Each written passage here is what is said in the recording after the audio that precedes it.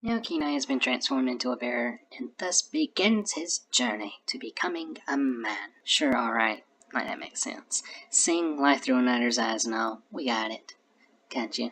Good idea, movie. Here's where the movie really drags for me. There is the introduction of Kota, and he will be Kenai's little brother figure throughout the rest of the movie. When I was younger, sure, I liked Kota, but he's not grown on me too well over time. I still like him and he has his moments, but overall, yeah. Kenai falls into a trap, and this is where Kota is introduced and eventually helps him down after a lot of padding ensues. Kota then runs off as Kenai is found again by Denahi, who just so happened to be hunting in the same exact area as Kenai was in. Go figure. They escape, but get a close call. From here, Kota and Kenai bond within another glacier as they try sleeping through the night.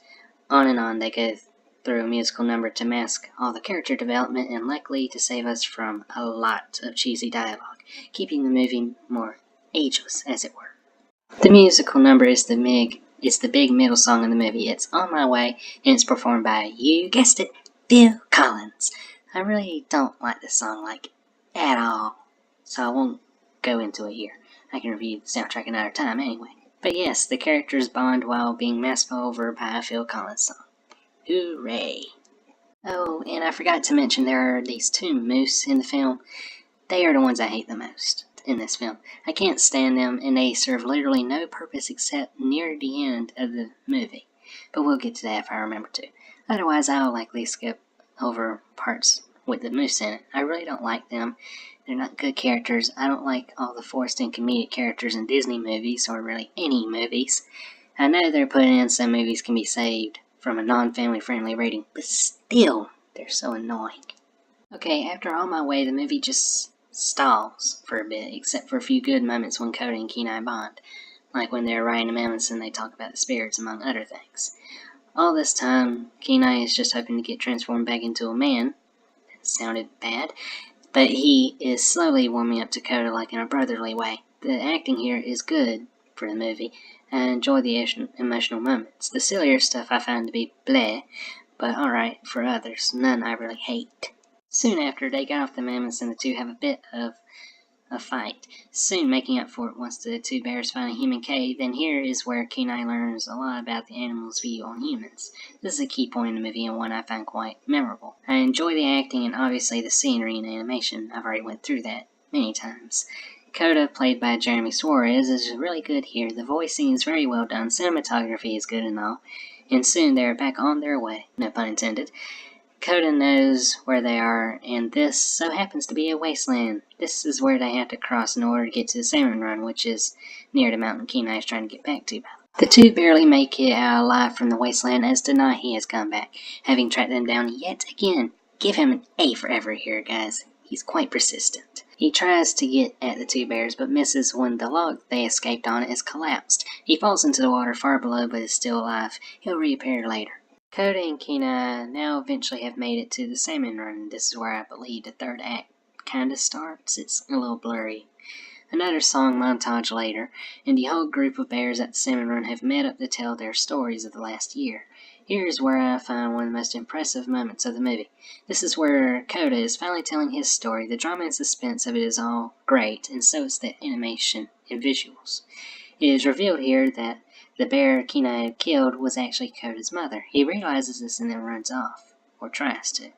Now suddenly having everything connecting in his mind. The one he had grown so close to and thought of him as a brother is now abandoned because he had killed his mother. Not often for a hero in a Disney movie to be really the villain of the movie, or at least the one who did the killing.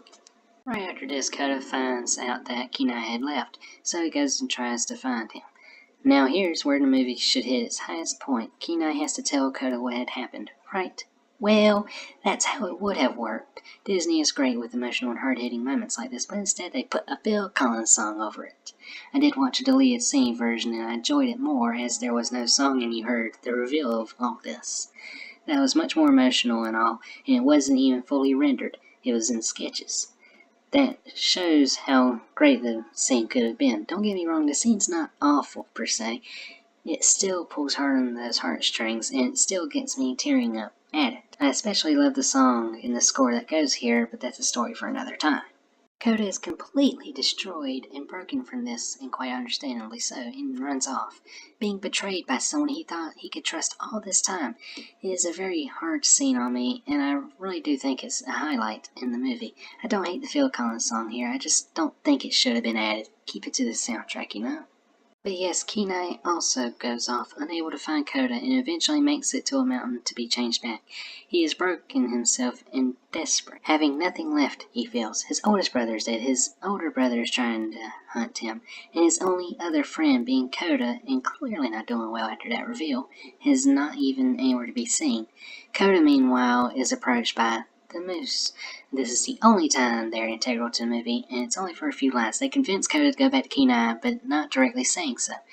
Then that is it. They don't appear again for the rest of the movie. They really could have been cut out otherwise. Maybe if this was their only scene and not just comedic foil characters, then maybe they'd have worked better on me. I don't know.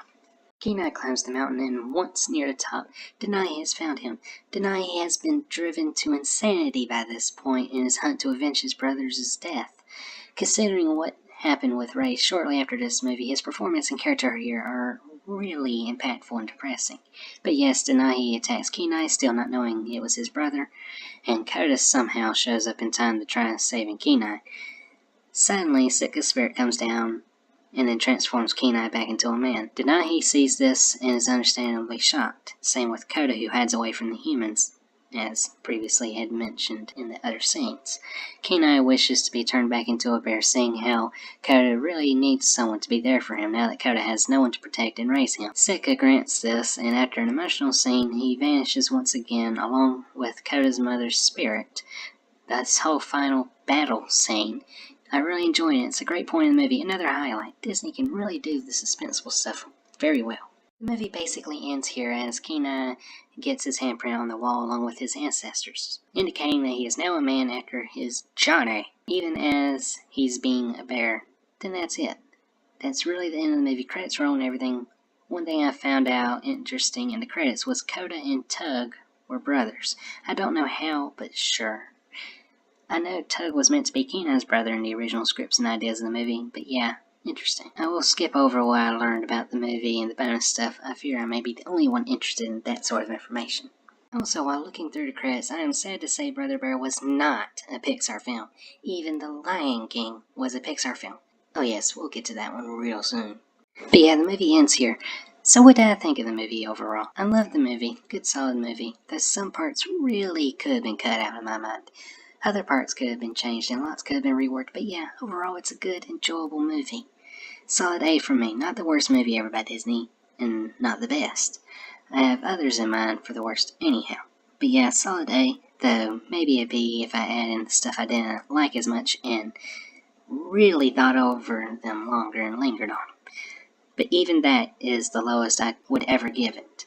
Overall, everyone still has different opinions, but yeah, this is my thoughts, and I think it's a decent film. Some parts may be more enjoyable than others, but yeah, that is it.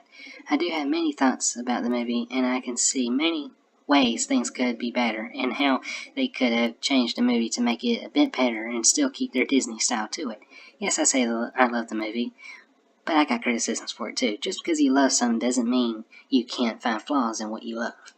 I also did have other comments I could have made, or jokes that could have been made, but most of those were already said in the videos I pointed out from before. But I did have two thoughts after watching the movie again. One, is this movie one of the reasons why transformation is a popular thing in fetish? In the fandoms I have known, I've seen quite a few correlations. Two, you have no idea how many times I have thought about the transgender themes on play here. Another being kind of stated prior, but Kenai is sort of the bad person here. We are meant to root for him, but he really isn't that good of a guy. Even as he is forgiven, in quotations, and the characters move on and all, I still don't see him as the good guy. Just personal thoughts. On that vein, there's technically no villains in this movie unless you want to make the stretch that this movie is trying to pull a Bambi on us and trying the humans are evil theme on this. Sure, that is a theme alluded to, but it's not the main one in my mind. And that just about does us here today. I hope you enjoyed this review, and maybe look into watching the movie yourself sometime if you haven't already. Next week I plan to take a look at its soundtrack as I didn't have the time to look over the music here. If you liked the video, do let me know in the comments and or leave a like. Subscribe if this interested you at all. But yes, this has been Natty, and I wish you all a very good day.